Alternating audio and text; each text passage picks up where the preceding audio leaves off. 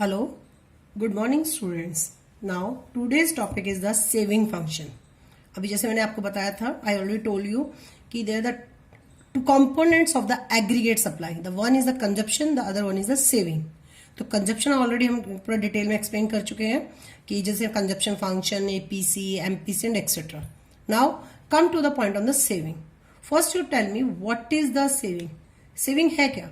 It is that part of the income which is not the spent on consumption. Income का वो part जो हमने consumption पे spend नहीं किया, तो that is the part of the saving. और you say the difference between the income and consumption is known as the saving. But today's my topic is what is the saving function. Explain with schedule, explain with diagram, or saving function equation. Now start. Explain the concept of, explain the saving function with schedule and curve. Saving function. Function means just obviously it shows some relationship. तो saving function with schedule and curve. Done. Answer first, what is the meaning of the saving? सीधा सा है. Saving is that part of the income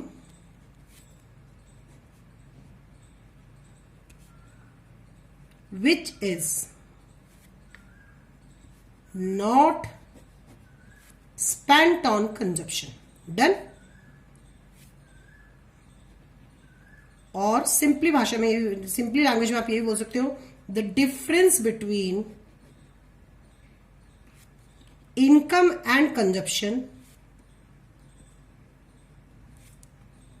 is known as saving. The difference between income and consumption is known as saving. Done. तो अगर हम इसको symbolically present करते हैं, algebraically present करेंगे, तो what is the formula of this?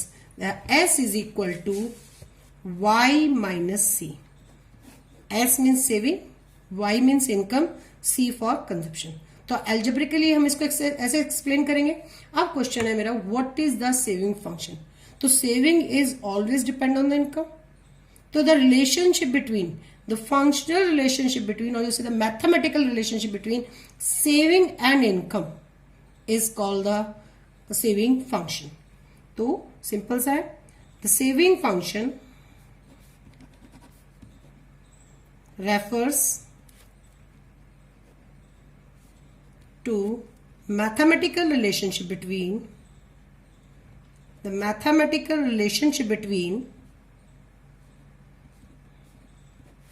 Saving and income. Done. तो saving depend on income. तो what is the relationship between? If income rise तो सेविंग राइज होगी या मे बी फॉल होगी. तो ये सारा जो शेड्यूल में एक्सप्लेन करूंगी, that is the saving function. Then S is equal to F. तो here saving is a function of income. तो it is a saving function. Now explain with schedule. Here income rupees in crore, consumption rupees in crore. Now here saving rupees in crore. Done. तो जैसा already हमने consumption function schedule में explain किया था, if income is zero तो obviously consumption is, हमने starting लिया था एक minimum point, autonomous consumption, that is a 20. It is autonomous consumption. As income rises my consumption is also rises. Again my income rises, my consumption is also rises. जो हमने पढ़ा था, consumption is the positively related with the income. Clear? Now again income is rises, again consumption is rises. I already told you कि the formula of the saving is equal to income minus consumption. तो it means अगर मैं income minus consumption करूँ तो initially मेरा -20, जिसको मैंने भी consumption function में एक नाम दिया था dis saving. This name is, technically name is the dis saving, negative savings. Again -15, again -10, again -5. It means as income increases, savings also increases. It means positive relation है. तो इसमें जो कर्व जो बनेगा, क्या बनेगा? अपवर्ड स्लोप बनेगा. At a one level, at a certain level, my consumption becomes equals to income. I think आपको याद होगा this level of income is known as the break even level of income. This is the break even level of income. This one, क्योंकि income level मैंने यहाँ पे show किया है, तो it is the break even level of income, और इसी it is the break even point. तो always at the break even point, जब consumption income equal हो गए, तो saving always becomes zero. Clear? Saving is always zero. Clear? So prior to the break even point, my consumption is more than saving. It means here is a this saving, or you say the negative saving. At the break even point, because consumption is equal to income, so obviously saving is equal to zero. Next, after the break even level of income, income is rises, consumption is also rises. Now saving becomes in the positive range. Saving कौन से range में आ गई? Positive range में. तो it is आप economy में कितने करोड़ की इनकम सेविंग हुई है? ओनली 5 करोड़ की. Again income rises, again consumption rises, again saving. Now saving turns into the positive case when consumption is less than income. तो इट मीन्स यहां पे हो गई हमारी नॉर्मल सेविंग्स. तो there are the 3 points in the saving function. The first one, as income rises the saving is also rises. But at a certain level, when the consumption is equal to income, at that point, saving is always zero. This point is known as the break-even point. Prior to the break-even, the saving is always dis-savings because, or you say the negative saving, because consumption is greater than income here. After the break-even, saving is always positive because consumption is less than income. बस आपको ये simple points explain करने हैं अगर ये question schedule से आता है. बट अगर ये क्वेश्चन हम डायग्राम से आया, अब हम इसी को हम डायग्राम से प्लॉट करेंगे. देन नाउ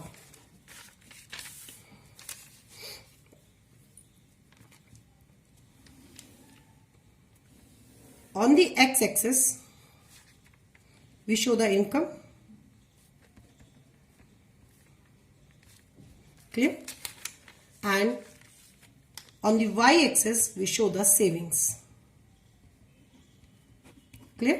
Now अब क्योंकि सेविंग हमारी नेगेटिव एक्सिस है तो इसलिए हमें वाई एक्सिस को नेगेटिव में लेके जाना पड़ेगा. Clear?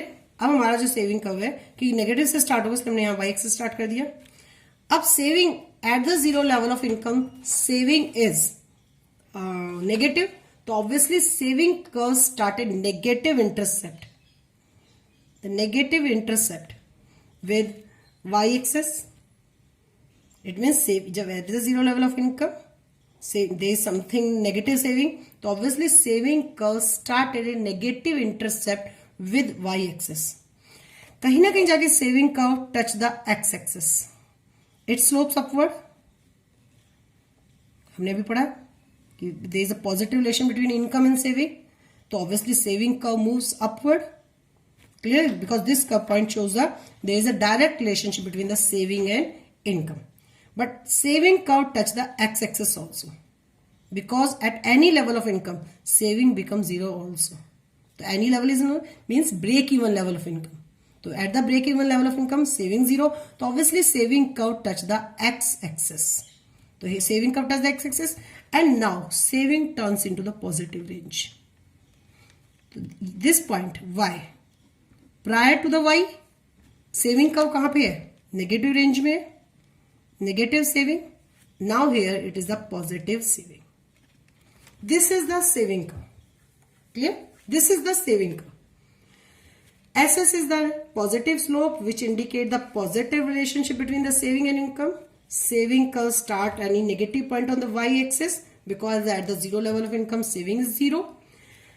Clear? And saving curve touch the x-axis point. Touch the x-axis at point y. This is known as the break-even level of income.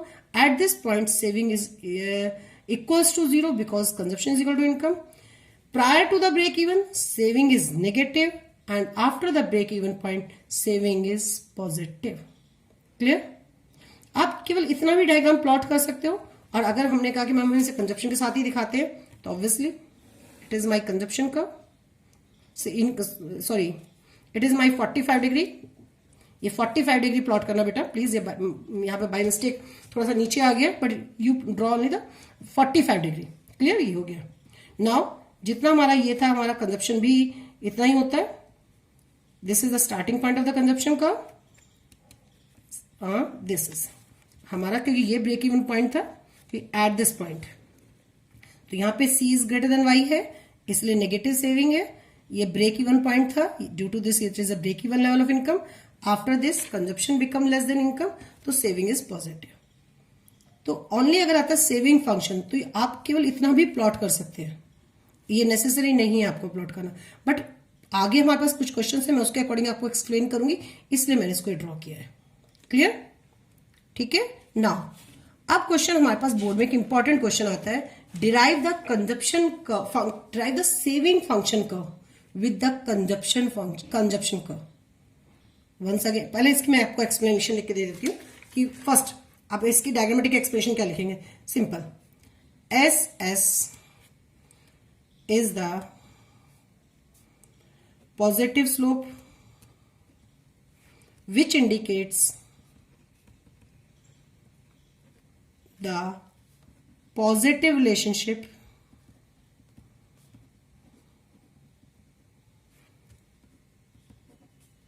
between saving and income. Clear? The second point is saving curve. The second point, saving curve starts at a negative intercept with y-axis. Clear? In the figure, this is the starting point of the saving curve. Now, third, saving curve touch the x-axis at point y. This is known as break-even level of income. This is known as break-even level of income. At this point, saving is equal to 0. Clear? Because you already know the consumption is equal to income. Prior to break-even level of income,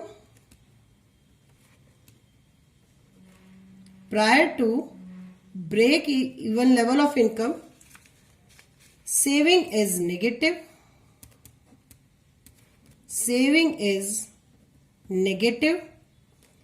Even and after the break even point, after the break even, saving is positive. बस simple ये 4 points आपको important mention करने हैं. This main अगर 3 बोलूं तो only these 3 points. This is a diagrammatic explanation. Clear हो गया? तो it is the saving function equation. Sorry, only the saving function explained with the diagram. Now come to the next point, saving function equation. जैसे हमारे पास consumption function equation थी, अब हमारे पास next question है saving function. कि saving function equation हम कैसे plot करेंगे. Clear हो गया? Now derive the saving function equation. Derive the saving function equation from consumption function equation. ठीक है, आपको सेविंग फंक्शन इक्वेशन डिराइव करनी है from the consumption function equation से. तो यू ऑलरेडी नो. तो what is the saving consumption function equation? C is equal to C bar plus में MPC into में income. Now start. The part of the income which is not consume, that is a saving. The part of the income which is not consumed,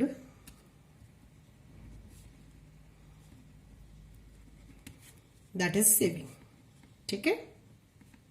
It means S is equal to Y minus C. First to write the formula of the saving. What is the formula? On the other side, we already know the equation of the consumption function. C is equal to C bar plus में B dot Y. तो C bar here autonomous consumption, B means MPC which shows the rate of consumption. ठीक है, which shows the rate of the consumption at which level of, it shows the ratio between the change in consumption and the change in income. Now अब हमें consumption saving function को derive करने के लिए the both part deducting from the income. ठीक है, both part, ये saving तो y माइनस सी, तो हम यहां पे भी इसको अब दोनों तरफ से डिडक्ट करेंगे. Saving function, the saving function by deducting both these sides, these sides, left side or right side, both these sides of consumption function. Consumption function की लेफ्ट एंड राइट साइड दोनों को अब हम इनकम में से minus कर देंगे. Both side of consumption from income. Done. तो ये जो कंजप्शन फंक्शन की इक्वेशन थी, इसको हम इसकी हेल्प से अब हम सेविंग फंक्शन ड्राइव कर रहे हैं. तो मैंने भी बोला कि it is deducted by deducting the both these sides of the consumption function from the income. Now start. y minus C, it means ये वाला मैंने माइनस कर दिया. On the other side y minus ये वाला पूरा c बार प्लस में b dot y. तो y minus C means already s. अब मैं इसको ब्रैकेट से बाहर निकालूंगी. y माइनस में c बार माइनस में b डॉट y. ठीक है, अब हम यहां पे कॉमन करके जैसे मिस करते हैं आप लोग, तो s is equal to y minus में b डॉट y माइनस में c बार. क्लियर. तो सिंपल सा s इज इक्वल टू, अगर इसको हम बाहर कर लेते हैं जैसे y 1 माइनस में b, तो जब हम इसको इससे मल्टीप्लाई करेंगे तो सेम यही वैल्यूज आ जाएंगी, माइनस में c बार. तो सिंपल सा क्या हो गया, 1 माइनस b. अच्छा, before this I explain one thing. This is the MPC, this is the MPC. अगर मैं 1 में से एमपीसी माइनस करती हूं तो always become the value of the MPS. अब madam your question is madam what is the MPS. MPS means the ratio between change in saving and the change in income. इसको मैं tomorrow वाली class में explain करूंगी detail में. तो बस अभी के लिए आप इतना याद कर लो कि 1 minus MPC always become equal to the MPS. ठीक है, अभी के लिए याद कर लो. लेकिन ऐसा ही क्यों होता है वो ऑलरेडी हम एक्सप्लेन करेंगे नेक्स्ट क्लास में. तो y minus, no not minus, clear हो गया, एमपीएस माइनस में c बार. ये सिंपल सा फॉर्मूला बन गया हमारा. और यू से द, हम इसको सिंपल ऐसे लिखते हैं, माइनस c बार प्लस में एमपीएस डॉट में y. This is the saving function equation. और s is equal to minus c bar plus 1 minus MPC into में y. तो ये जो 1 माइनस एमपीसी, यहां पे एमपीसी मीन्स b, जो हम यहां पे b कर रहे हैं. तो आइदर इसको हम दोनों का मीनिंग सेम है. हम इसकी हेल्प से हम डिराइव करते करते आए saving is equal to minus में c bar, minus c bar minus autonomous consumption plus 1 minus MPC. ये तो 1 minus MPC always become to the MPS. तो this is the saving function equation. Clear है, ये हमारी सेविंग फंक्शन इक्वेशन बन गई. तो क्वेश्चन था derive the saving function equation from the consumption function equation. This is the point. Now the next one more important question is, अभी हमने just पढ़ा है derive the saving function equation from the consumption function equation. Now the question is derive the saving curve from consumption curve. अब हमारे पास question है कि आपको consumption curve पहले प्लॉट करना है, then you drive the saving curve. Explain it. It means explain the derivation of the saving curve from the consumption curve. ध्यान से सुना, explain the derivation of saving curve from the consumption curve. तो first you draw the consumption curve and with the help of the saving curve. Now main है इसके important points. तो diagram तो अभी हम ऑलरेडी वही जो भी मैंने पीछे बनाया था सेम बनेगा, सेम क्लियर। सपोज करो first you draw the consumption curve, consumption and saving अब हम यहाँ प्लॉट करेंगे। हम रुपीज इन करोड़ में ले रहे हैं। यहाँ पे हमारा इनकम लेवल है रुपीज इन करोड़ में। सेम 45 डिग्री फर्स्ट प्लॉट कर देंगे कि विदाउट दिस लाइन हमें ब्रेक इवन पॉइंट शो नहीं कर सकते। हम negative saving, dissavings, positive savings को शो नहीं कर सकते। तो for the explanation of the consumption curve या रिलेशनशिप, तो we must draw the diagram, we must draw this line. Now start. Now it is the consumption curve. तो question है कि derive the saving curve from the consumption. तो first you draw this curve and with the help of this now draw the saving curve. ठीक है, now with the help of this first negative x-axis. अब हमें जैसे पता है already, हमें मालूम है कि if the income is 0, अभी मैंने आपके शेड्यूल में दिखाया कि if income is 0 saving is 20, obviously it is the -20। ये -15 या -25 नहीं आई। अगर ये 20 था तो ये -20 था। तो सेम हेयर, अगर जो गैप मैंने यहां पे लिया है तो इतना ही मुझे नेगेटिव रेंज में उठाना है। Same first you check this कि ये गैप नेगेटिव वाई एक्सिस पे बिल्कुल इक्वल होना चाहिए। Clear, same gap. See here, this is the first point, this is the first point. तीन ही पॉइंट्स हैं याद रखना डेरिवेशन के। तो फर्स्ट पॉइंट ये है कि take the equal gap, take the OS on, ये मैंने स्टार्टिंग पॉइंट दे दिया S, take OS on Y axis of the lower part, the negative part as equals to the OC. मुझे ओसी के equally जो वाई एक्सेस का lower part है उधर एक प्लॉट करना है। ठीक है, on the Y axis. Now this gives point, this is the starting point of the saving curve, जिसको मैंने यहां पे नाम दिया एस। तो S from the way the saving curve will start. Clear. Now second point is draw a perpendicular. अब ये हमारा पास ई पॉइंट था, it is the break even point. Now draw a perpendicular. अब यहां से एक फ्रॉम पॉइंट ई, अब यहां से एक परपेंडिकुलर लेना है और आके वो एक्स एक्सिस को इंटरसेक्ट करना चाहिए। This is the first point, take equal gap on the lower part of the y-axis. It is the starting point of the saving curve. Second point, draw a perpendicular from the break even point, जहां पे c is equal to y था, to the x-axis, और वो x-axis को जहां पे touch करेगा। Now this point को मैंने नाम दे दिया y. Now this point is known as the y. Clear हो गया? तो this point y must on the x-axis because at this point saving is 0 because here consumption is equal to income. Now third point is join S to Y. इसे dot से बनाना बेटा। Now join S to Y and draw it further extend. Join, इसे याद रखना बेटा, dotted बनाना। Dotted से क्या difference होता है कि हमने ये कर्व डिराइव किया इस कर्व से। ठीक है, तो इसे डॉटेड डॉटेड करके बनाना है, इसे डार्क स्ट्रेट लाइन मत बनाना। तो third point is join S to Y and draw it further extend. तो इट नाउ अब हमारे पास क्या हुआ गया, सेविंग का। बस these are the three main important steps. अब लिख के दिखाती हूँ आपको। First point, take O S on Y axis of the lower part, of the lower part mention लिखो आप, ऑफ द लोअर पार्ट लिखो या फिर लिखो negative Y axis. Negative Y axis भी मेंशन कर सकते हैं। Lower part as equals to OC on the Y axis of upper part,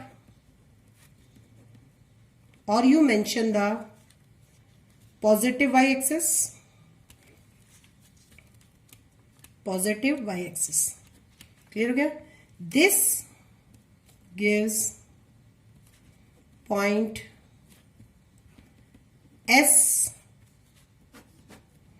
from where the saving curve will start. The saving curve will start. Okay, this is the starting point. The second point is draw a perpendicular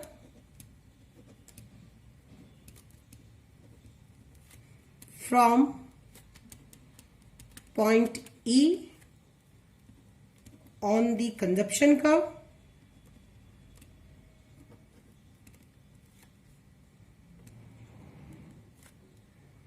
intersecting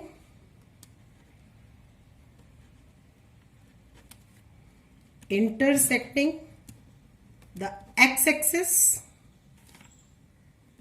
This point Y must on the x-axis because saving is 0. ठीक है. Now third point, join point S and Y and draw it further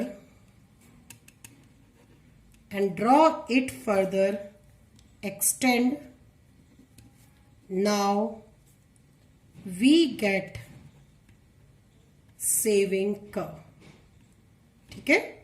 This is the derivation of the saving curve from the consumption curve. Same in the next question. Explain the derivation of this consumption curve from the saving curve. Same question. अब just वापस से opposite हो गया.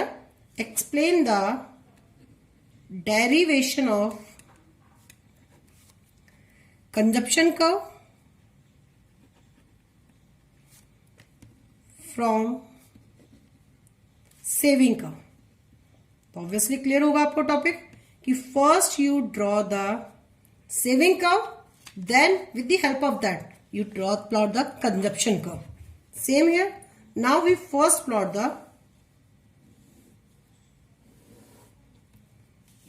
this is the income. Clear? 45 degree line. Consumption and saving on the y-axis. अब in this case, first we plot the saving curve. ठीक है? Clear? अब obviously जब सेविंग कर्व, अब कंजप्शन कर्व का स्टार्टिंग पॉइंट कहां से हुआ, अब हम इसके इक्वल गैप अपर पोर्शन पे ले लेंगे वाई एक्सिस के पॉजिटिव. तो जितना हमने ये गैप लिया same it is the starting point of the consumption curve. बिल्कुल जो हमने नेगेटिव वाई एक्सिस पे जो गैप था ओ एस का टेक इक्वल गैप, हमें इसके इक्वल टू गैप लेना है positive part of the Y axis. Clear हो गया. नाउ ब्रेक इवन यहाँ पे हमारा एक्स एक्सिस को टच किया, इट मीन यहाँ पे सेविंग जीरो थी तो इट मीन कहीं ना कहीं हमारी कंजप्शन इक्वल टू इनकम होनी चाहिए. अब यहां से हमने ऊपर की तरफ परपेंडिकुलर ले गए जो वहां पे हमारे इनकम कर्व को टच कर रहे हैं. पहले हमने नीचे की तरफ लेके आए थे, अब हम कर्व को पॉइंट ऊपर की तरफ लेके जाएंगे. अब हम परपेंडिकुलर ऐसे बना रहे हैं. क्लियर हो गया. अब काम पे क्योंकि ये जो लाइन है हमें इनकम लाइन शो कर रही है, तो यहाँ पे सेविंग जीरो, तो यहीं पर हमारा कंजप्शन और इनकम इक्वल होना चाहिए, तभी तो सेविंग जीरो होगी. तो this is the second point of the consumption curve. Now join C to Y and draw it further extend. अब कंजप्शन कर्व को आपको डॉटेड में प्लॉट करना है. लास्ट डायग्राम में हमने सेविंग कर्व को डॉटेड में प्लॉट किया, अब हम कंजप्शन कर्व को, तो एक थोड़ा सा डिफरेंस हो जाएगा. ऐसा कहीं मेंशन नहीं है, बट अब एग्जामिनर को देखने में लगेगा कि हाँ बच्चे ने यहां से इधर की तरफ डेरिवेशन दी है, तो हमेशा ही हो गया. तो ऑब्वियसली जब इधर नेगेटिव सेविंग थी तो obviously consumption is greater than income था. अगर सेविंग जीरो थी तो consumption is equal to income था. अगर यहां पे हमारी पॉजिटिव सेविंग आई है तो यहां पे consumption becomes less than income हो गया. तो this is the derivation of the saving consumption curve from the saving curve. Now start the points. The first point, in the above figure SS is the saving curve, क्योंकि हमने पहले saving curve plot किया. SS is the saving curve and जो 45 degree line है, 45 degree line represents the income curve,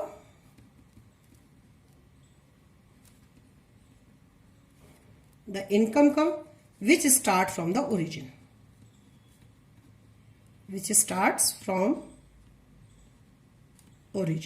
ठीक है. Now this is the step. Take OC is equal to OS on the y-axis. This gives the starting point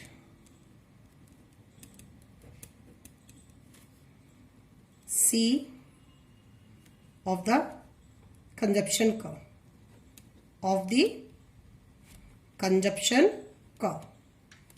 Clear? Now second, draw a perpendicular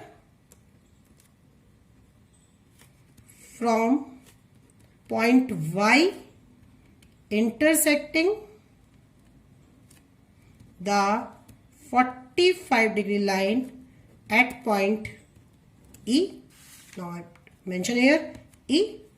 अब हमने यहाँ से 45 degree एक perpendicular बना जो 45 degree line को टच कर रहा था, जो हमारे डायग्राम में E पॉइंट्स आया. Now third point, join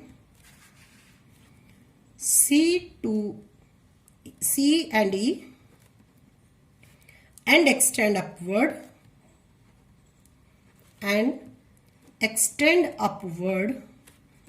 to obtain the consumption curve. Clear हो गया? Now today I explain the 3 important question. Explain the saving function, ठीक है, how it is derived from the consumption function equation. Third is the derivation of the saving curve from the consumption curve and derivation of the consumption curve from the saving curve. ये board में 6 marks के question है, जो अभी मैंने आपको derivation समझाई है. क्लियर, बोर्ड में 6 marks. Explain the derivation of the consumption curve from the saving curve. हो सकता है सेट ए में ये आ जाए तो बी में आ जाए saving consumption curve from the saving curve. ये बोर्ड में 6 मार्क्स के क्वेश्चन आते हैं हमेशा. तो जो आज जो भी मैंने लिया सारे इंपॉर्टेंट लेंदी क्वेश्चन है. ठीक है बेटा, ओके, थैंक यू.